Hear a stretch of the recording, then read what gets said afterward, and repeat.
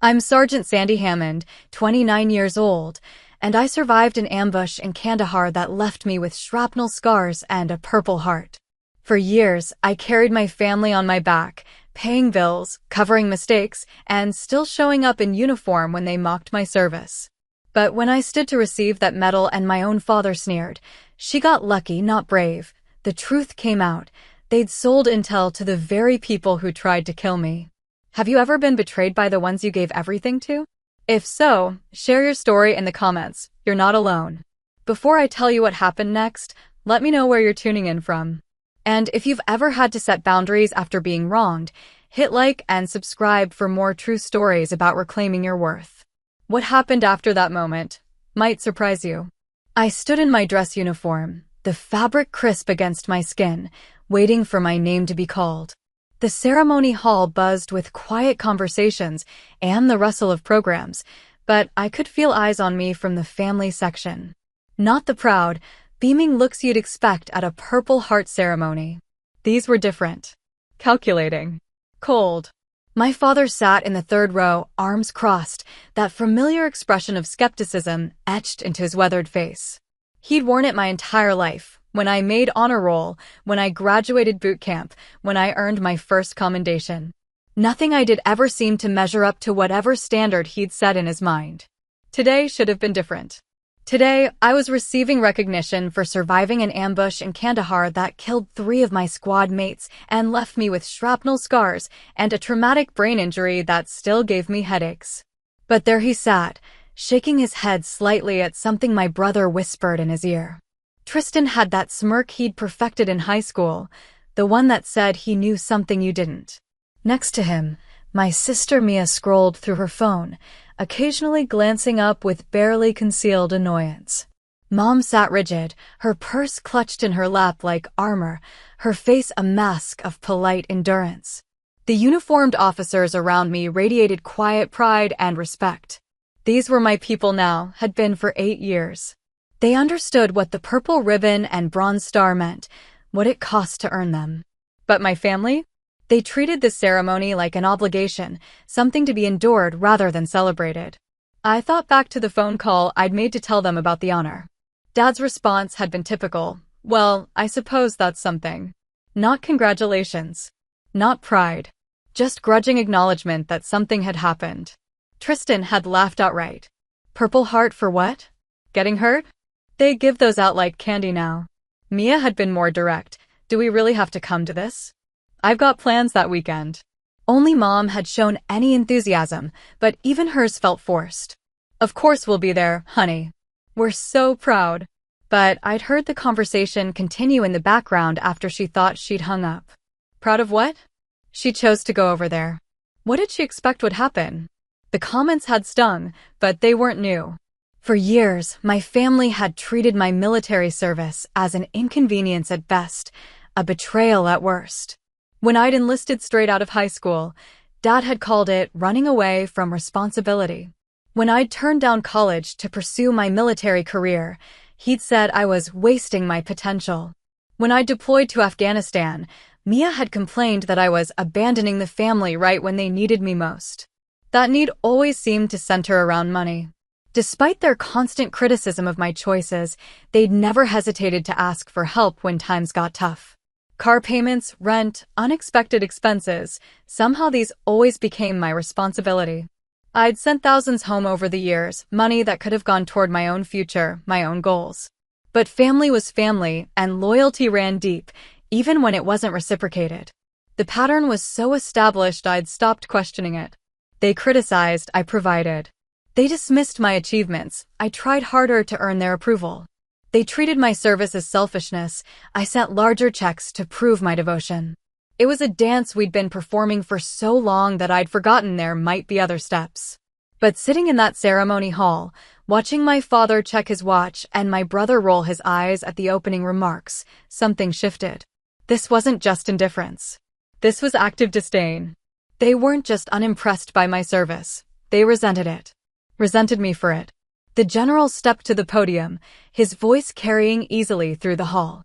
He spoke about sacrifice, about courage under fire, about the price of freedom. Standard ceremony language, but delivered with the gravitas of someone who understood its weight.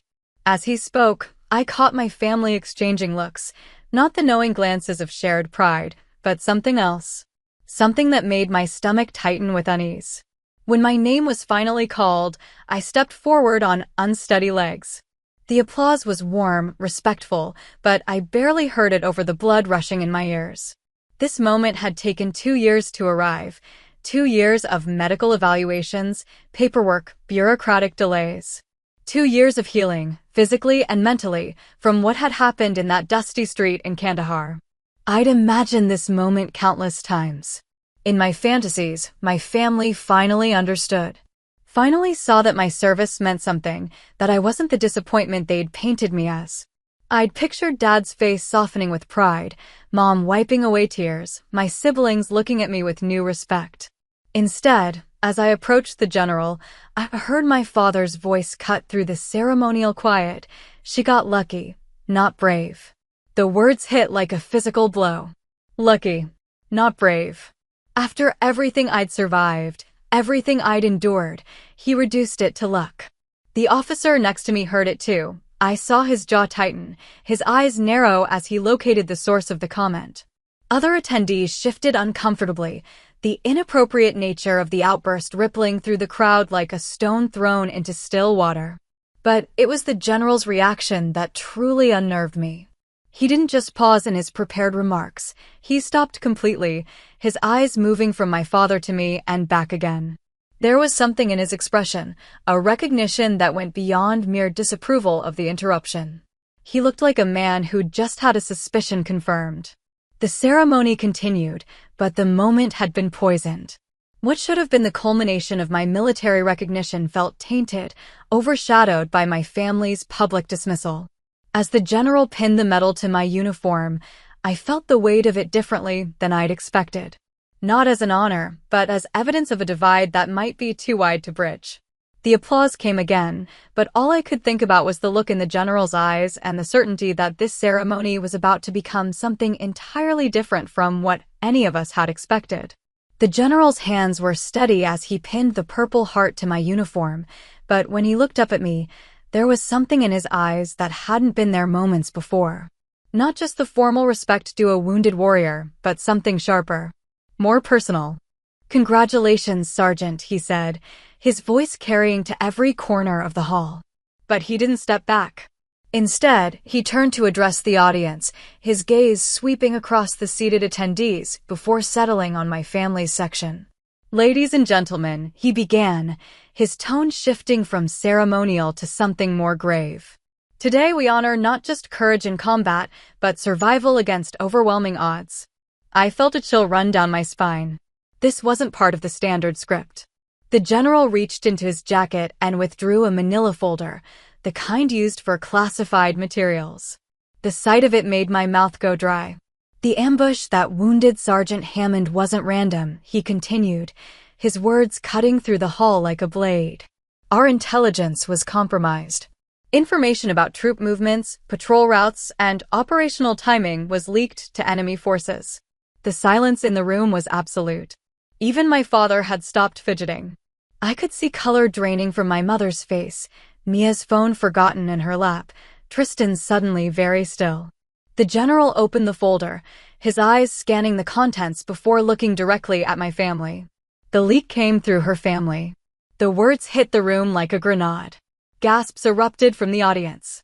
Officers turned to stare at the suddenly pale figures in the third row. I felt the world tilt beneath my feet, my carefully controlled composure threatening to shatter completely. "That's impossible," Dad said, his voice cracking as he half rose from his seat. "We would never." "Phone records, Mr. Hammond. Email communications. Financial transactions." The general's voice was ice-cold professional, each word precisely delivered. "The investigation has been ongoing for 18 months. Your conversations with individuals later identified as foreign intelligence operatives. Information shared about your daughter's deployment, her unit's location, their operational schedule." Mom was shaking her head frantically. "We didn't know. We had no idea who those people were. They said they were journalists, researchers. They paid you. the general stated flatly. Substantial sums. Money that coincidentally arrived just before each request for information about your daughter's activities overseas. The pieces fell into place with sickening clarity. The sudden improvement in their financial situation during my deployment. Dad's new truck. The vacation they'd taken while I was getting shot at in Kandahar. Mia's student loans mysteriously paid off. Tristan's down payment on his condo. All of it funded by intelligence sold about me. About my unit. About operations that got my friends killed.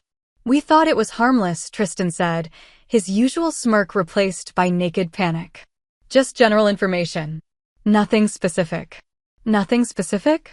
The general's voice rose slightly, the first crack in his professional demeanor. Patrol routes are harmless? Vehicle assignments? Base security protocols. I found my voice, though it came out as barely a whisper. The ambush. They knew we were coming. The general nodded grimly. They knew your route, your timing, your vehicle positions. They knew because your family provided detailed information about your unit's operations in exchange for money. The hall buzzed with shocked murmurs. I could feel the eyes of my fellow service members on me, some filled with sympathy, others with the kind of suspicion that would follow me for years. The daughter of traitors. The soldier whose own family sold her out. This is insane, Mia said, her voice shrill. We're not spies. We're not terrorists. We needed the money. You needed the money, I repeated, the words feeling foreign in my mouth. So you sold information that got soldiers killed. We didn't know. Mom was crying now, mascara streaming down her cheeks. They told us it was for academic research, for understanding military families. They never said it would be used against you. The general closed the folder with a sharp snap. Ignorance is not a defense for treason, Mrs. Hammond. Your family accepted payment from foreign operatives in exchange for classified information about American military operations. 3 soldiers died in that ambush. Your daughter survived by luck and training, not because of any consideration on your part. Dad had sunk back into his seat, his face gray. The man who'd spent my entire life questioning my choices, dismissing my achievements, had just been exposed as the reason I'd nearly died. The reason my squad leader would never go home to his wife and kids. The reason our medic would never finish the veterinary degree he'd been working on between deployments. The ceremony will continue, the general announced to the room. Sergeant Hammond earned this honor through her service and sacrifice. The fact that her sacrifice was made necessary by her family's betrayal only makes her survival more remarkable. He turned back to me, his expression softening slightly. Your Purple Heart represents not just wounds received in combat, but your survival despite being sold out by those who should have protected you. That makes you not just brave, Sergeant. It makes you extraordinary. The applause that followed was different now. Not just respectful, but protective. My fellow service members understood what this revelation meant, how it would change everything about my relationship with my family, my sense of trust, my understanding of loyalty itself. As the ceremony concluded and people began to file out, my family sat frozen in their seats. The weight of what they'd done, what they'd caused, settling over them like a shroud. They'd wanted to diminish my service, to reduce my sacrifice to luck. Instead, they'd revealed themselves as the reason sacrifice was necessary at all. Growing up, I was the responsible one. While Tristan spent his teenage years getting suspended from school and Mia bounced between boyfriends and part-time jobs, I kept my grades up, worked summers to save money for college, and helped Mom manage the household when Dad's drinking got bad. It wasn't a role I chose so much as one that fell to me by default. Dad worked construction when the jobs were available, which wasn't as often as the bills required. Mom cleaned houses for wealthy families across town, coming home exhausted and resentful, her hands cracked from chemicals and her back aching from bending over other people's messes. We weren't poor exactly, but we lived paycheck to paycheck, always one emergency away from crisis. I learned early that stability was something you created for yourself.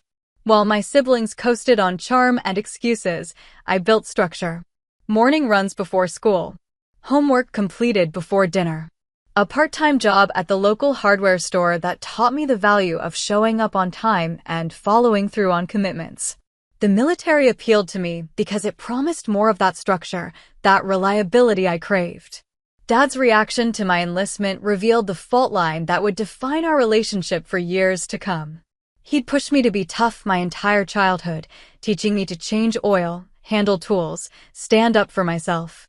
But when I channeled that toughness into military service, he saw it as rejection rather than evolution.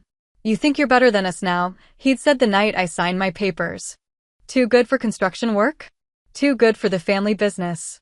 There was no family business. Just Dad picking up jobs when his reputation hadn't caught up with him yet, when contractors didn't know about his tendency to disappear for 3-day benders or show up to work sites hungover and argumentative.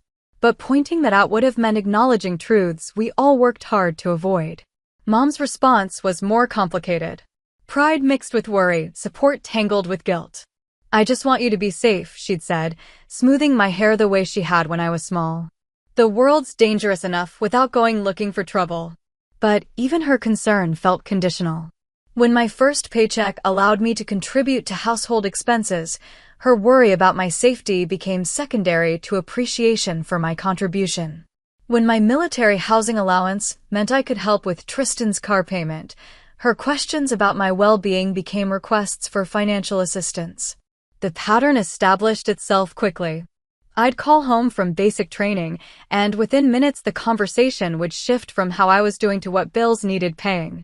I'd mention my upcoming deployment, and Dad would ask if my life insurance was up to date, not from paternal concern, but because he'd calculated the payout amount. My siblings treated my service as an extended vacation funded by taxpayer money. Tristan would joke about me playing soldier while he worked real jobs, though his employment history was sporadic at best.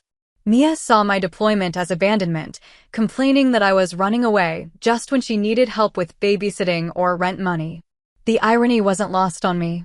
The family that criticized my choices had become financially dependent on them.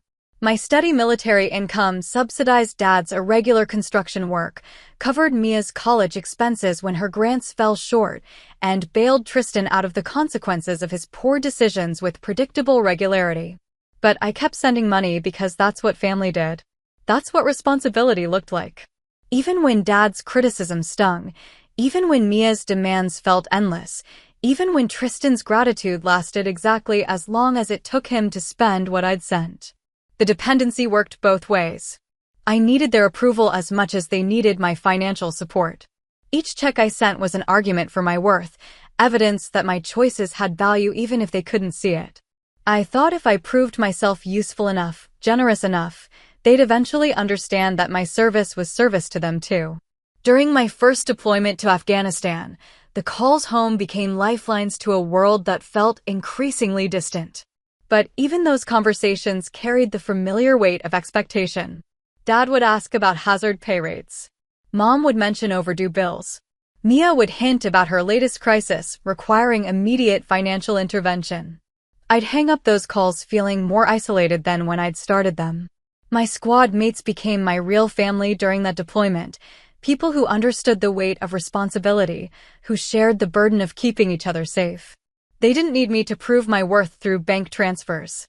My value to them was measured in competence, reliability, loyalty. But loyalty to your blood runs deeper than logic. Even when I recognized the pattern, even when I saw how one-sided the relationship had become, I couldn't break free from it. They were my family. Family meant sacrifice.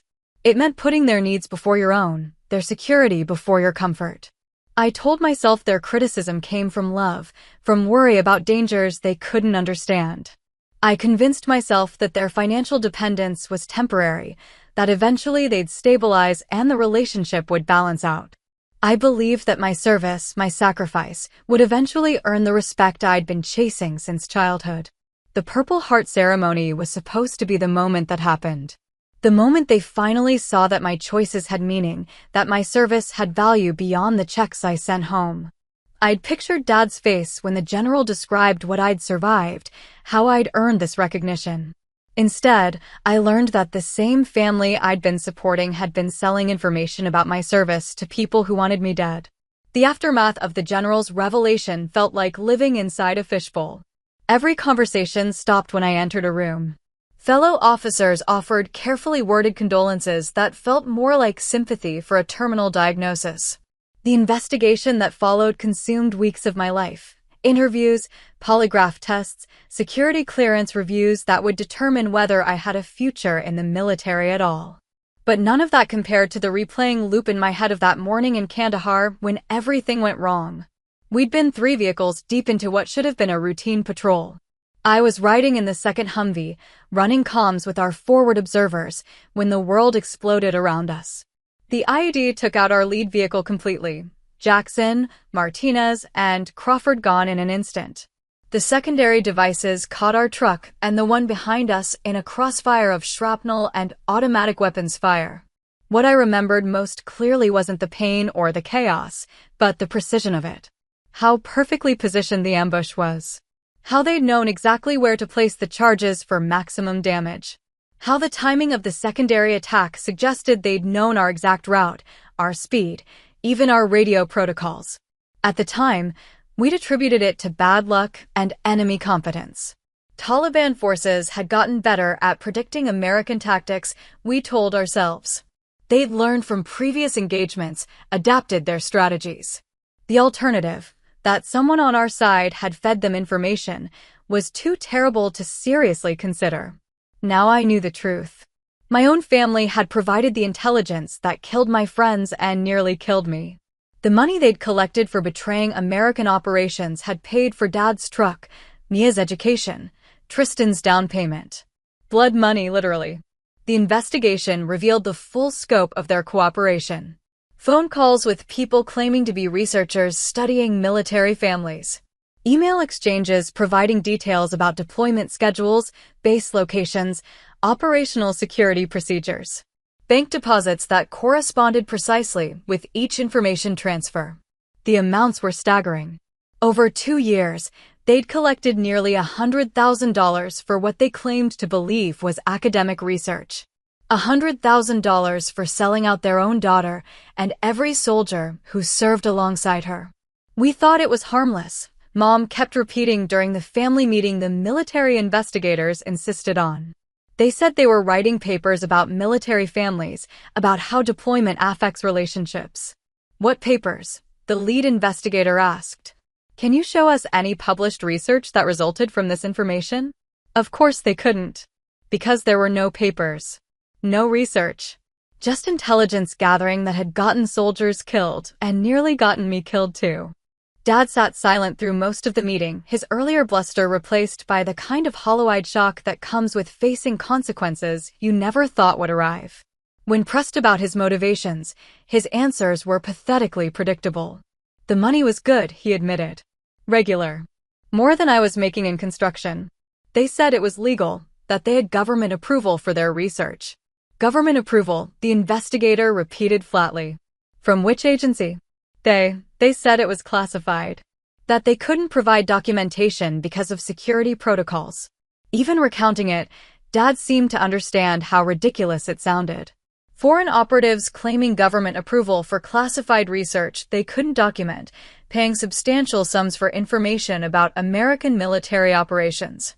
It was the kind of obvious scam that should have triggered every red flag, except greed had made them stupid. Mia's justification was even more infuriating. We needed the money, she said, as if that explained everything. Do you know how expensive college is? How much student loans cost? You were overseas making good money, and we were struggling here. I was overseas getting shot at, I replied, my voice steadier than I felt. By people using information you provided. We didn't know that, she snapped back. How were we supposed to know what they were really doing with it? That was the heart of it. They'd chosen not to know. Chosen not to ask the obvious questions because the money was too good and the need too great. They'd sold out their own daughter, their own country, because it was easier than finding legitimate solutions to their problems. Tristan tried a different approach, one that cut even deeper than Mia's selfishness or Dad's greed. You were never really part of this family anyway, he said during one particularly heated exchange. Always thought you were better than us, always judging us. Maybe this just proves what we all already knew. The accusation was designed to wound, and it succeeded. because part of me had always felt separate from them, different in ways that went beyond career choices or life philosophy. Their willingness to betray me hadn't just endangered my life, it had confirmed that the distance I'd always felt was real, justified, permanent. But understanding their motivations didn't make the betrayal hurt less. These were the people who'd raised me, who I'd supported through every crisis, who I'd loved despite their flaws and failures. The discovery that they'd valued money more than my life, more than the lives of my fellow soldiers, more than basic loyalty to their own country, shattered something fundamental in how I understood family, trust, and love. The ceremony had been meant to honor my survival and sacrifice. Instead, it had revealed that both had been necessary because of the people who should have been protecting me. The decision formed slowly, like ice crystallizing on still water. For days after the revelation, I existed in a strange limbo where old habits warred with new understanding. My phone would ring with Mom's number, and I'd feel the familiar pull to answer, to reassure, to problem-solve whatever crisis she was calling about. Then I'd remember that her last crisis had been funded by selling information that nearly got me killed. The first test came 2 weeks after the ceremony.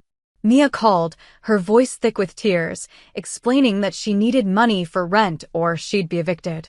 The old me would have asked how much and promised to wire it by morning. The new me, the one who knew my family had traded my life for cash, listened to her explanation and felt nothing but cold clarity. "I can't help you," I said, the words feeling strange in my mouth. "What do you mean you can't help me? You always help." "That's what family does. Family doesn't sell intelligence about each other to foreign operatives." "That's not fair," she said, her tears shifting to anger with familiar speed. "We made a mistake. We're sorry. But you can't just abandon us because of one error in judgment." One error in judgment. As if betraying their country and endangering their daughter was equivalent to bouncing a check or missing an appointment. As if 2 years of systematic intelligence gathering could be dismissed as a simple mistake. "The money's gone," I told her. "All of it. No more rent payments, no more crisis intervention, no more bailing anyone out of the consequences of their choices." The silence on the other end stretched long enough that I wondered if she'd hung up. When she finally spoke, her voice carried a venom I'd never heard directed at me before. "You're really going to punish all of us forever because of this? You're going to let me become homeless over something we didn't even understand? You understood enough to cash the checks. God, you've become cold. The military really did change you, didn't it? Turned you into someone who can abandon family when they need you most." I ended the call without responding. Let her think the military had changed me. Let her blame my service for my unwillingness to keep funding her life while she justified selling out mine. The truth was simpler and more painful. I'd finally stopped pretending that obligation was the same thing as love. Tristan tried a different approach, showing up at my apartment unannounced with a six-pack and his most charming smile. The same combination that had worked countless times before, usually when he needed money for car repairs or child support payments. "Come on, sis," he said, settling onto my couch like he belonged there. "We need to talk about this family situation. Get past all the drama and back to normal." "Normal," I repeated. "You mean back to me sending money while you mock my service?" "That was just joking around. You know I didn't mean anything by it. We all support what you do, even if we don't always understand it." "Support?" I pulled 2 beers from the six-pack he'd bought with money I'd sent him 3 months ago, and handed him one. "Is that what you call it when you give my patrol schedules to foreign intelligence services?" His face flushed. "We didn't know what they were doing with that information. They said it was for research about military families. We thought we were helping." "Helping who?" "Not me. Not the soldiers who died because you provided intelligence to the people trying to kill us." "Look," he said, leaning forward with the earnest expression he'd perfected for getting out of trouble, "we effed up. I admit that. But we're family. Family forgives each other. Family moves forward together. Family protects each other," I said. "Family doesn't sell each other out for money." He took a long drink before responding. "The money helped everyone. Including you. You think we didn't use some of it to help with things you needed? Car insurance when you were deployed? Storage fees for your stuff? We were all in it together." The gaslighting was breathtaking in its audacity. He wanted me to believe that betraying me had somehow been for my benefit, that I should be grateful for being sold out because some of the money had indirectly benefited me. "Get out," I said quietly. "Come on, don't be like this. We can work through this if you'll just get out of my apartment now." He left, but not before making sure I understood that I was the one breaking up the family, that my unwillingness to forgive made me the villain in this story. It was a masterclass in manipulation, the kind of emotional terrorism that had kept me compliant for years. Dad's approach was more direct and, in some ways, more honest.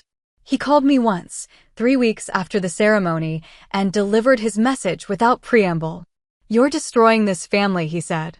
"Your mother cries every day. Mia might lose her apartment. Tristan is talking about leaving town because he can't afford to stay. All because you won't forgive one mistake. One mistake that got soldiers killed. Soldiers die in wars. That's what they sign up for. But families are supposed to last forever." The casual dismissal of military sacrifice, the reduction of my friends' deaths to inevitable casualties, the demand that I prioritize family loyalty over justice or even basic self-preservation. It crystallized everything wrong with our relationship in one ugly moment. "This family ended when you decided money was more important than my life," I told him. "Don't be dramatic. You survived. You're fine. But if you keep this up, you're going to lose the only people who will ever really love you." I hung up on him. But his words lingered because they touched the fear that had kept me trapped in their dysfunction for so long, the fear that without them, I'd have no one. That conditional love was better than no love at all. It took time to recognize that fear as another form of manipulation, another chain keeping me bound to people who'd proven they valued me only for what I could provide. The investigation moved with military precision, each revelation more damaging than the last. Financial records showed the pattern clearly. Information requests followed by payment, deployment schedules followed by wire transfers, operational details followed by cash deposits. My family had been more thorough in their betrayal than even they seemed to realize. Phone logs revealed calls at all hours, sometimes daily communication with their handlers. Email archives showed detailed intelligence about base security procedures, personnel rotations, even the psychological profiles of soldiers in my unit. They'd provided everything: names, addresses, family information, deployment schedules, personal habits, operational vulnerabilities. The investigators painted a picture of systematic intelligence gathering that went far beyond what my family claimed to understand. This wasn't casual conversation with researchers. This was professional-level espionage conducted by people who'd convinced themselves they were just answering harmless questions for easy money.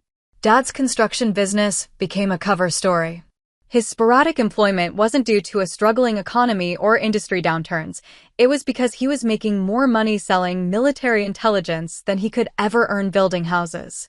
The foreign operatives had become his primary employers, providing steady income in exchange for information about his daughter's military service. Mom's house-cleaning clients included several wives of military contractors and Defense Department employees. The investigators suspected she'd been tasked with gathering information from those homes: family photos, documents left on desks, overheard phone conversations. Her innocent questions about their husband's work suddenly looked like intelligence gathering rather than friendly interest. Mia's college funding came entirely from the espionage payments. Her tuition, housing, books, even her spring break trips were funded by selling out American soldiers. When confronted with this timeline, she broke down completely, finally understanding that her entire adult life had been built on blood money. Tristan's business ventures, the failed restaurant, the abandoned consulting company, the series of get-rich-quick schemes, had all been subsidized by the intelligence payments. His lifestyle, his apartment, his car, even his child support payments were connected to the betrayal. He'd been living off the sale of information that got soldiers killed. The scope of the operation explained why the ambush in Kandahar had been so precisely executed. The enemy had known not just our route and timing, but our radio frequencies, our standard operating procedures, even the personal habits of individual soldiers. They'd known that Jackson always rode in the lead vehicle. They'd known that Martinez carried extra medical supplies. They'd known that Crawford had a habit of checking his equipment obsessively before missions. They'd known because my family had told them. The revelation devastated our unit's survivors. These were men and women who'd trusted each other with their lives, who'd believed that operational security was sacred. Learning that one of their own had been compromised by her own family shattered something fundamental about military brotherhood, about the idea that some bonds were unbreakable. Some handled it better than others. Thompson, our squad leader, pulled me aside after one particularly brutal interview session. "This isn't on you," he said simply. "You didn't choose your family. You didn't control their actions. You survived because you're a good soldier, not because they're bad people." But others struggled with the implications. If my family could be turned, if blood loyalty could be purchased, what did that say about the security of other operations? How many other families might be feeding information to enemy forces? How many other soldiers might be compromised without knowing it? The investigation expanded, examining the families of other soldiers who'd been involved in compromised operations. The results were sobering. My family wasn't unique. Across the military, enemy operatives had successfully recruited family members through a combination of financial pressure, emotional manipulation, and willful ignorance about the consequences of their cooperation. The pattern was depressingly consistent. Struggling families contacted by people claiming to be researchers or journalists offered money for seemingly harmless information about their military relatives, gradually drawn deeper into intelligence gathering without fully understanding or wanting to understand what they were really doing. My family's case became a template for understanding how these recruitment operations worked. The investigators used our story to train other security personnel, to develop protocols for protecting military families from enemy infiltration. My personal tragedy became a case study in how ordinary people could be turned against their own country through greed, desperation, and self-deception. But while the investigation provided answers, it couldn't restore what had been lost. Trust, once broken at this level, doesn't simply heal with time or forgiveness. The people I'd loved most in the world had proven they could be bought, that their loyalty had a price, that my life was worth less to them than financial comfort. The military offered counseling, support groups, resources for dealing with family betrayal in the context of national security. But there's no manual for rebuilding your identity when the people who shaped you turn out to be enemies, no protocol for learning to trust again when your own blood has sold you out. The investigation concluded with arrests, prosecutions, prison sentences for the foreign operatives who'd run the recruitment network. My family members received lighter sentences in exchange for their cooperation with the investigation, community service, probation, financial penalties that would take years to repay. Justice, the investigators said. Accountability. Legal consequences for their actions. But justice couldn't resurrect Jackson, Martinez, or Crawford. Accountability couldn't undo the 2 years of systematic betrayal. Legal consequences couldn't restore the faith I'd lost in family, in loyalty, in the idea that some bonds were sacred. I'd survived the ambush in Kandahar, but the discovery of my family's role in it had wounded me in ways that no enemy bullet ever could. They tried to come back, of course. Family bonds, even poison ones, don't break cleanly. The attempt started small. Birthday cards with carefully neutral messages, Christmas gifts left at my apartment door, invitations to family gatherings delivered through mutual friends. Each overture carried the unspoken assumption that time would heal what had been broken, that eventually I'd miss them enough to overlook what they'd done. Mom's letters were the hardest to ignore. Written in her careful cursive on blue stationery, they arrived monthly like clockwork, each one a masterpiece of selective memory and emotional manipulation. She wrote about family dinners I was missing, about how empty the holidays felt without me, about her health problems and Dad's struggles with unemployment now that his research consulting income had disappeared. "I know we made mistakes," she'd write, "but we never meant to hurt you. We love you more than anything, and we're willing to do whatever it takes to earn your forgiveness. Whatever it takes, except acknowledge the full scope of what they'd done. Whatever it takes, accept that some betrayals are unforgivable. Whatever it takes, accept respect my decision to protect myself from further harm." Mia tried a different approach, showing up at my apartment with her toddler daughter in tow. She'd calculated correctly that using my niece as leverage would be particularly effective, knowing I'd always had a soft spot for children and family connections. Emma asks about her Aunt Jenny all the time, Mia said, standing in my doorway with the little girl on her hip. She doesn't understand why you don't come to birthday parties anymore. Emma was 3 years old, with Mia's dark hair and my father's stubborn chin. She looked at me with the uncomplicated love that only children can manage, reaching out her small hands with complete trust that I'd take her.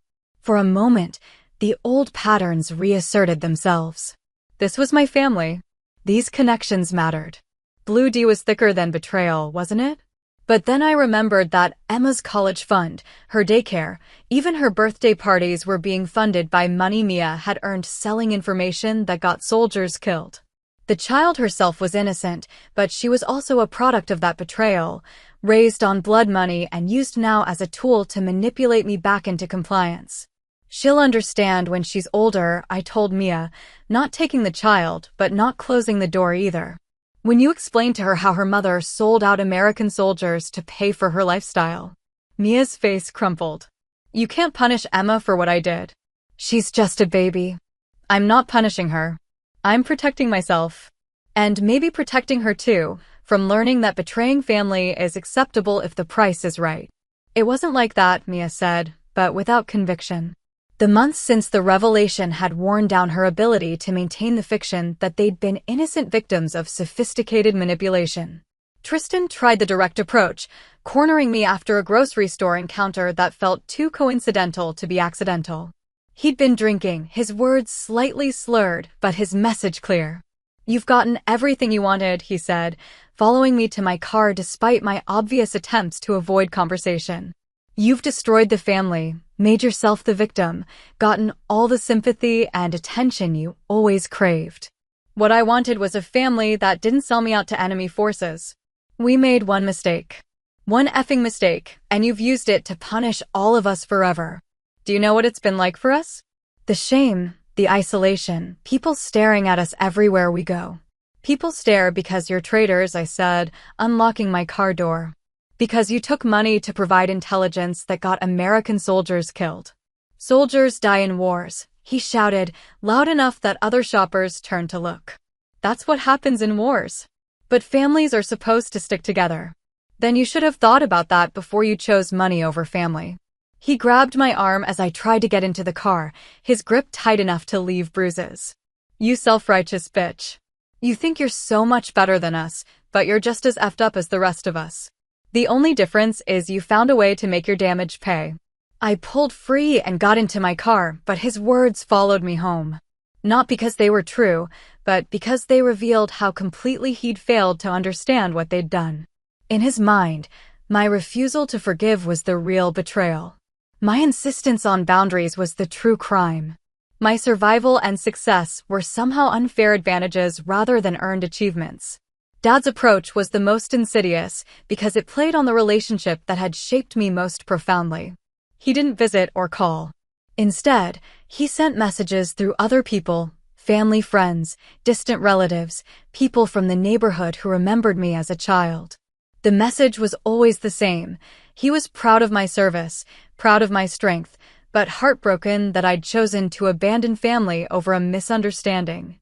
He understood my anger, respected my boundaries, but hoped that someday I'd find it in my heart to forgive.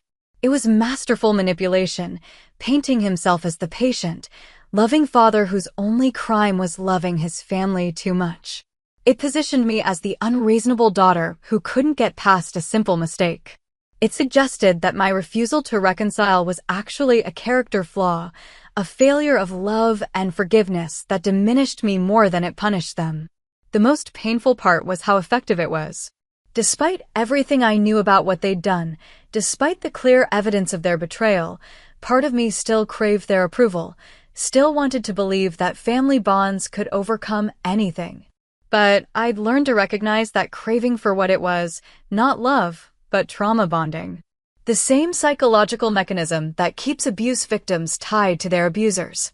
The belief that if you just try hard enough, sacrifice enough, forgive enough, You can earn the unconditional love that healthy families provide freely. The turning point came during a conversation with my therapist, a former military psychiatrist who specialized in family trauma and betrayal. She'd been working with me for months on understanding the difference between forgiveness and enabling, between healing and returning to harmful patterns. They want you to believe that forgiveness means forgetting, she said during one session. That moving past trauma means pretending it didn't happen. But real healing acknowledges the damage while choosing not to let it define your future. But they're still my family, I said, voicing the conflict that kept me awake at night. They raised me, loved me, supported me in their own way.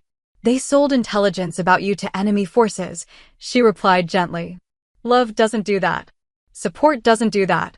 Whatever they felt for you, it was conditional on your usefulness to them. The truth was brutal but clarifying. They hadn't loved me, they'd loved what I could provide. They hadn't supported me, they'd supported the income stream I represented.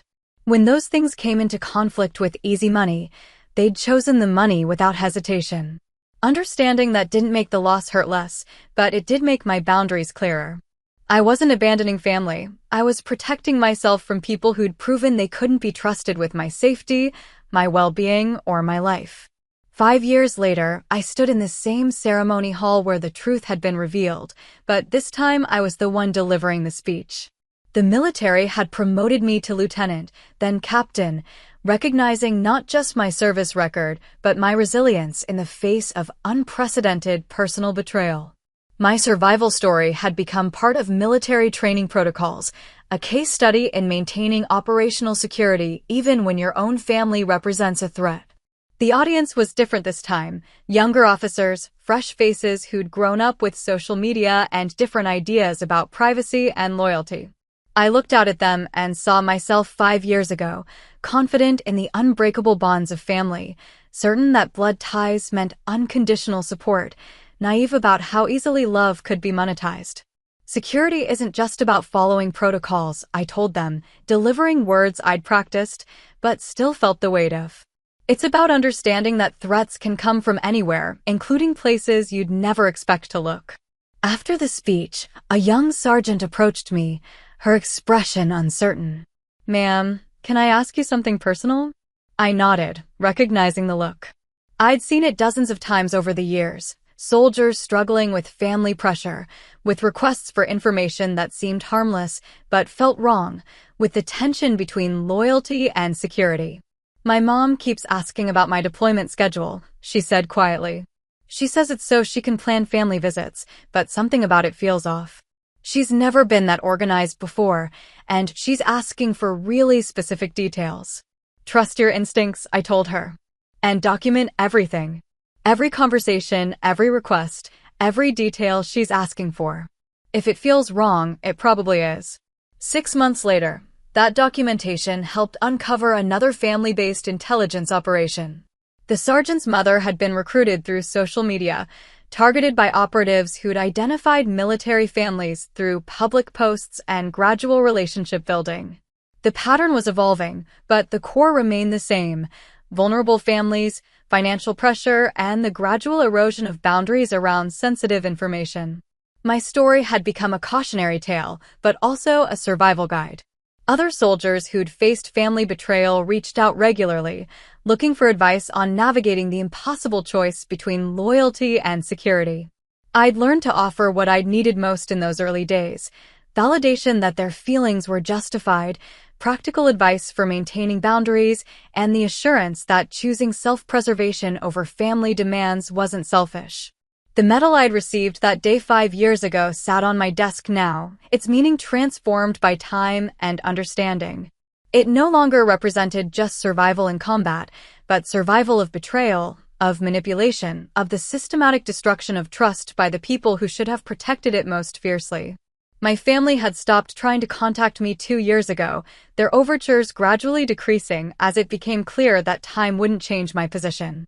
I heard about them occasionally through mutual acquaintances: Dad's continued unemployment, Mom's health problems, Mia's struggles as a single parent, Tristan's latest failed venture. The updates came with implicit questions about whether I'd reconsider, whether enough suffering had been endured to balance the scales. But there are no scales to balance when it comes to betrayal of this magnitude. No amount of consequence or remorse can resurrect the soldiers who died because my family sold intelligence to their killers. No punishment or apology can restore the trust that was shattered when I learned that my own blood had put a price on my life. The hardest part hadn't been cutting them off, it had been building something new in the space they'd occupied. Learning to trust colleagues who hadn't betrayed me, to accept support from people who didn't see me as a resource to be exploited, to believe that relationships could exist without transaction or manipulation. I'd found family among my fellow officers, bonds forged in mutual respect and shared purpose rather than accident of birth and financial dependency. These relationships were chosen rather than inherited, maintained through loyalty rather than obligation, strengthened by honesty rather than enabling. The ceremony 5 years ago had ended my old life and begun a new one. Not just because my family's betrayal had been exposed, but because I'd finally learned the difference between love and exploitation, between loyalty and weakness, between forgiveness and self-destruction. I still served, still wore the uniform, still honored the values that had shaped me since enlistment. But I served now with full understanding that some threats come from within, that some betrayals cut deeper than enemy fire, and that survival sometimes means choosing yourself over the people who shaped you. The Purple Heart on my desk caught the afternoon light. Its purple ribbon faded from years, but its meaning crystal clear. I'd earned it not just by surviving enemy fire in Kandahar, but by surviving the discovery that my own family had loaded the guns pointed at me. That survival hadn't made me bitter or cynical. It had made me careful, selective about trust, protective of the boundaries that kept me safe. It had taught me that the family you choose can be stronger than the family you're born into, that loyalty is earned rather than inherited, and that sometimes the greatest act of love is refusing to enable the people who claim to love you. The general who'd revealed the truth that day had been right. My survival was extraordinary, not just because I'd lived through the ambush, but because I'd rebuilt myself after learning that the people I'd trusted most had orchestrated my near destruction. That rebuilding had taken years, but it had created something stronger than what had been broken. As I finished my paperwork and prepared to leave the office, I thought about the young sergeant who'd trusted her instincts and documented her mother's suspicious questions. She'd chosen security over family pressure, boundaries over blind loyalty, truth over comfortable lies. Her courage had prevented another tragedy, protected other soldiers from the kind of betrayal I'd survived. The cycle was broken, the pattern recognized, the threat neutralized before it could claim more lives. That was legacy enough for the girl who'd once believed family was everything, who'd learned that everything has limits, who'd survived to help others recognize those limits before it was too late. Outside, the sun was setting over the base, painting the sky in shades of purple and gold that matched the ribbon on my desk. Tomorrow would bring new challenges, new soldiers to train, new threats to identify and counter.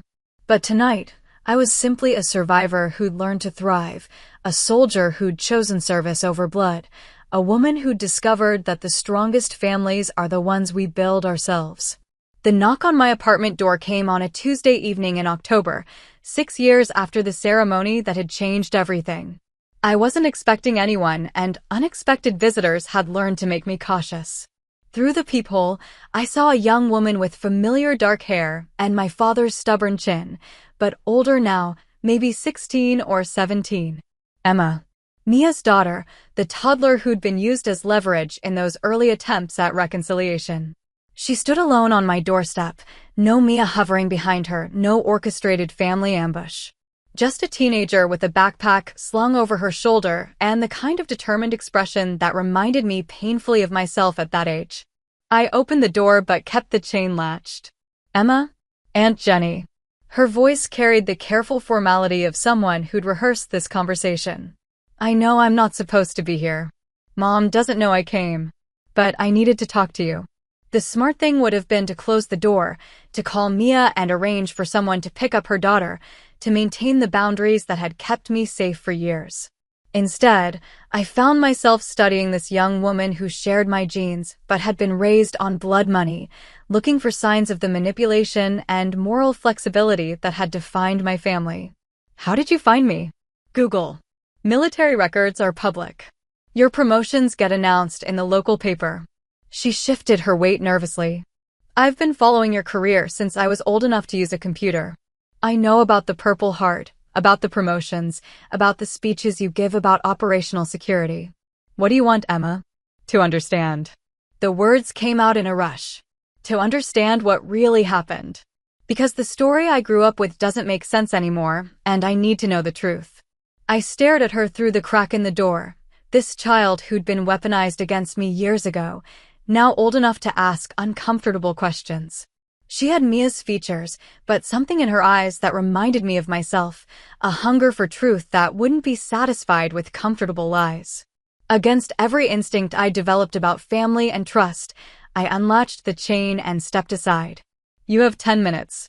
She entered my apartment with the careful attention of someone cataloging details, taking in the sparse military precision of my furnishings, the absence of family photos, the Purple Heart displayed in a simple frame on my desk. When her gaze lingered on the metal, I saw recognition flicker across her face. That's it, isn't it? The one from the ceremony Mom talks about. Your mother talks about the ceremony? Emma settled onto my couch without invitation, that teenage assumption of welcome that would have irritated me from anyone else. She talks about it all the time. How you cut the family off over a misunderstanding. How you chose the military over your own blood. How you broke Grandpa's heart and destroyed the family because you couldn't forgive one mistake. The familiar narrative, polished smooth by years of repetition. I'd expected nothing less.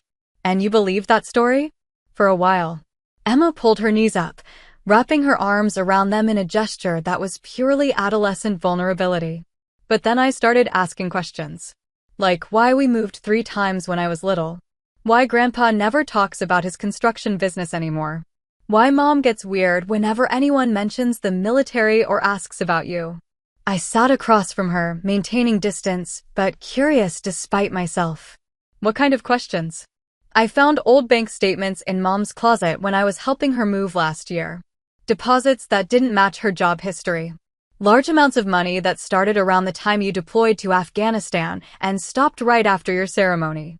She pulled out her phone and showed me photographs of financial documents. 10,000 here, 15,000 there, always from something called Meridian Research Associates. The name meant nothing to me, but the pattern was unmistakable. The same systematic payments the investigation had uncovered years ago, documented now by a teenager who'd inherited more of my investigative instincts than I'd expected. I researched Meridian Research Associates, Emma continued. The company was dissolved 8 years ago, right around the time Mom says you abandoned the family. But before it was dissolved, it was under investigation by the FBI for being a front operation for foreign intelligence services. She'd done her homework. More thoroughly than I would have expected from someone raised by Mia, who'd always preferred comfortable lies to difficult truths. This girl had inherited something from my side of the gene pool, the compulsive need to understand, to dig deeper, to refuse easy answers. What do you think you've discovered? I asked carefully. I think my family sold information about you to people who tried to kill you. I think the money that paid for my childhood, my clothes, my school, my activities, came from betraying American soldiers. I think the reason you cut us off wasn't because you're cruel or unforgiving, but because we did something unforgivable. The words hung between us like a confession. This child, barely old enough to drive, had put together pieces her adult relatives had spent years trying to bury. She'd followed the evidence where it led, even when it led to truths that would shatter her understanding of her own family. Why does it matter? I asked. What's done is done. You can't change what happened. Because I'm about to turn 18. Because I've been accepted to college. Because every application asked about family military service, and I've been writing about my aunt the war hero, not knowing that my mother helped put her in danger. Emma's voice cracked slightly. Because I need to know who I really am before I decide who I want to become. The vulnerability in her voice reminded me painfully of myself at 18, desperate to understand my place in a family that had never quite made sense. But where I'd sought approval and belonging, Emma was seeking truth and accountability. The truth is complicated, I said finally. I can handle complicated. What I can't handle is lies. So I told her. Not everything. There were classified details I couldn't share, operational specifics that remained protected. But I told her about the ambush, about Jackson and Martinez and Crawford. I told her about the investigation, about the systematic intelligence gathering, about the money her family had collected for information that got soldiers killed. Emma listened without interruption, her face growing paler as the scope of the betrayal became clear. When I finished, she sat in silence for long minutes, processing what she'd learned. Mom always said you were the selfish one, she said finally. That you chose your career over family, that you were cold and unforgiving. But you were the one being betrayed. You were the victim. I survived. Others didn't. Because of information my family provided. She looked at the purple heart on my desk, understanding now what it really represented. God, no wonder you cut us off. No wonder you never wanted to see me. It wasn't about you specifically, I said, though that wasn't entirely true. She'd been part of the manipulation, used as leverage to try to guilt me back into compliance. You were a child. Children don't choose their parents or understand their parents' crimes. But I'm not a child anymore. Emma stood up, pacing to the window that looked out over the base. I'm old enough to understand what they did. Old enough to make my own choices about what kind of person I want to be. What kind of person do you want to be? She turned back to face me, and for the first time I saw not Mia's daughter or my father's granddaughter, but someone entirely her own. Someone who tells the truth. Someone who takes responsibility for their actions. Someone who doesn't sell out family for money. That's a good start. I want to enlist, she said suddenly. After college. I want to serve, like you do. I want to do something that matters, something that helps people instead of hurting them. The declaration shouldn't have surprised me, but it did. This girl, raised on blood money by people who'd betrayed everything the military stood for, wanted to serve her country, wanted to honor the institution her family had damaged. Military service isn't penance, I told her. You don't owe anyone your service because of what your family did. Maybe not. But I owe myself the chance to be better than they were. To be someone you could be proud of. The words hit harder than I'd expected. For 6 years, I'd written off Emma as collateral damage, another casualty of my family's betrayal. I'd never considered that she might grow up to question what she'd been taught, to seek truth over comfort, to choose service over selfishness. Your mother's going to be furious when she finds out you came here. Let her be furious. I'm tired of protecting her feelings by staying ignorant about the truth. Emma gathered her backpack, preparing to leave. Can I ask you something? Do you think people can be better than their families? Do you think we can overcome what we come from? I thought about my own journey, about the years of therapy and boundary setting and learning to trust again. About the family I'd built among fellow service members, bonds stronger than blood because they were chosen rather than inherited. I think we become who we choose to become, I said. Family shapes us, but it doesn't have to define us. You can honor the good parts of what you inherited and reject the rest. What were the good parts for you? It was a question I'd never expected to consider. For years, I'd focused on the betrayal, the manipulation, the systematic destruction of trust. But Emma's presence forced me to remember that not everything about my upbringing had been toxic. Resilience, I said finally. The ability to survive difficult circumstances. Independence. The capacity to work hard for what you want. Those things served me well, even if they came from an imperfect source. Emma nodded as if this made sense to her. I got those things too. Along with the ability to ask uncomfortable questions and refuse convenient lies. Those are valuable gifts. I hope so. She paused at the door. Would it be okay if I wrote to you sometimes? Not asking for anything, not trying to reconcile the family. Just letting you know how I'm doing. Proving that not all of us turned out like them. The request should have triggered every alarm I developed about family manipulation. But looking at this young woman who'd risked her mother's anger to seek truth, who'd independently uncovered evidence of crimes her family had spent years denying, who wanted to serve others rather than exploit them, I found myself nodding. You can write. I can't promise I'll always write back, but I'll read what you send. That's fair. Emma hesitated, then added, for what it's worth, I think what you did took courage. Not just surviving the ambush, but surviving the betrayal. Setting boundaries. Choosing truth over family loyalty. After she left, I sat for a long time looking at the Purple Heart on my desk. For 6 years, it had represented survival despite betrayal, resilience in the face of family destruction. But Emma's visit had added a new dimension to its meaning. Perhaps the most profound victory wasn't just surviving what my family had done, but inspiring someone from the next generation to choose a different path. Emma could have been raised to see me as the villain, to blame me for the family's dissolution, to continue the cycle of manipulation and self-deception. Instead, she'd chosen truth. Chosen service. Chosen to be better than the people who'd raised her. That was legacy worth more than any medal. Thanks for staying with me. If this hit home, tap like, subscribe, and turn on notifications. It helps more people find stories about boundaries, truth, and rebuilding after betrayal. Tell me in the comments, have you ever been dismissed or undermined by family at your biggest moment? Where's your line between forgiveness and self-protection? If you've served or love someone who has, how do you handle OPSEC with curious relatives? What would you have done the moment the general opened that file? What's one boundary you set that changed everything? Share where you're watching from, and if you want more true stories like this, follow for the next chapter.